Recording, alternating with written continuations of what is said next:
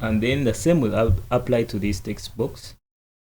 But remember, this text box will hold the password, and then this text box will hold the username. So this one, you'll just come and name it txt password. So txt password, and then under caption, don't write anything. Don't write anything. So let's proceed. So we are going to look at the button. So this button, you also have to name it. So this name, when you name it, so when you open your codes, let's say you open here, you must see this name. So when you're coding, you must look for the button. That's where you apply the code to run that form.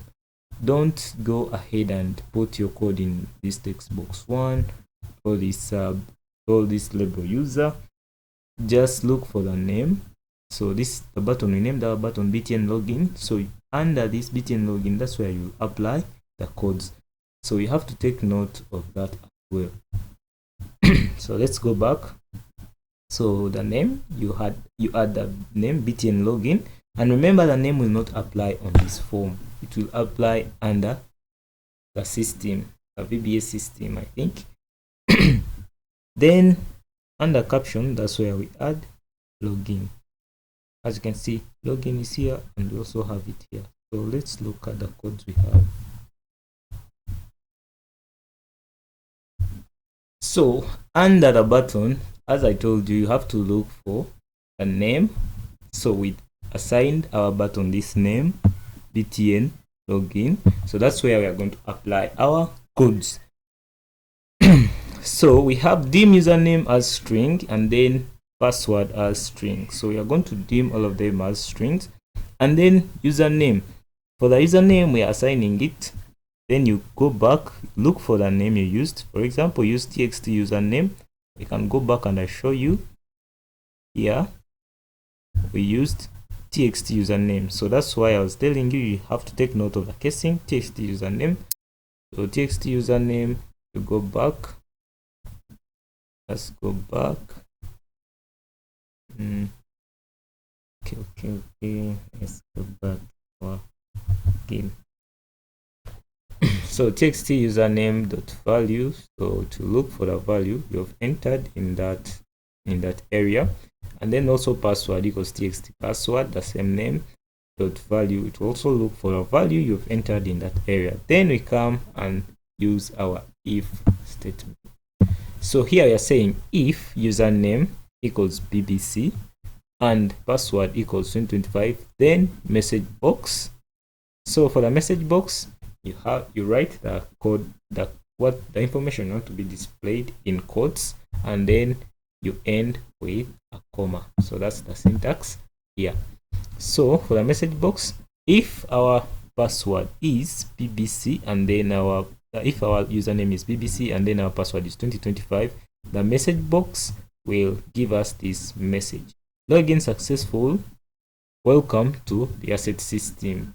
VB information. For VB information, this helps the user understand that message is for information purposes only, not an error.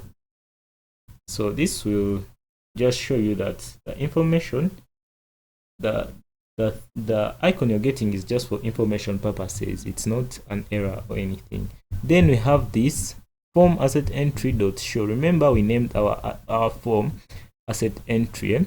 Then when you say form asset entry dot show, that means after logging in, when they have confirmed that this is the username and this is the password, this asset form this form asset entry will open up. So when it opens up, but it will only open up when you insert the correct password and then the correct username and the correct password.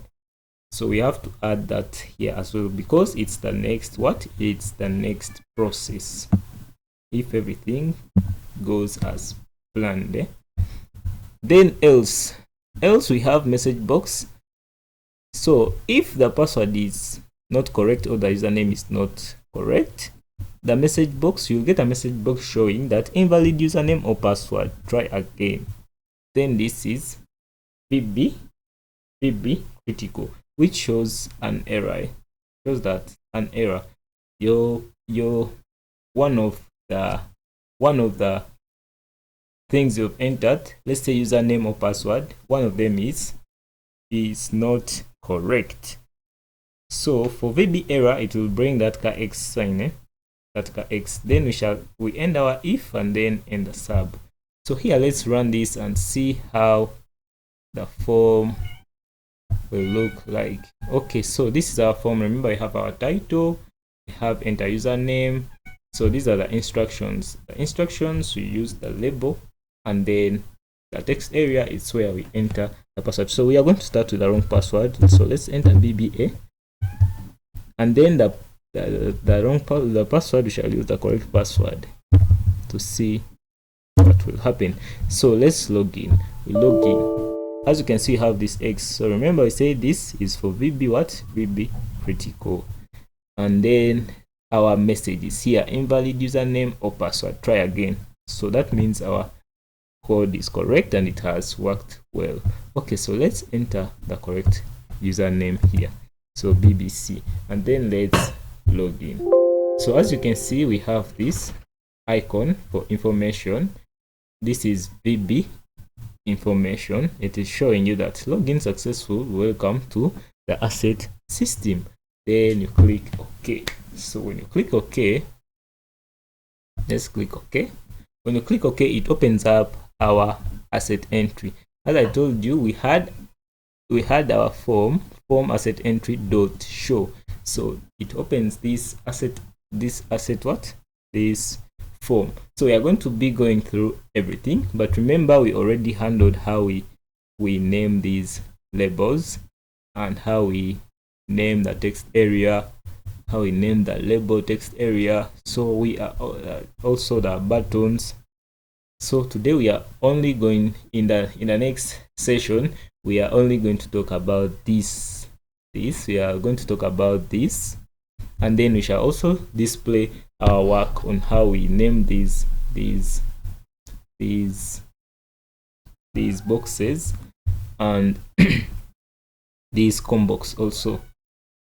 So let's go back and see how we do this. So before we go, we can show you that this thing, no, let's first go back. We explain everything. We shall save this for later. Okay, so we are here now. Okay, we are here now. So remember, we have the label. So here we have the label asset. So this is label name, and under caption we have asset name.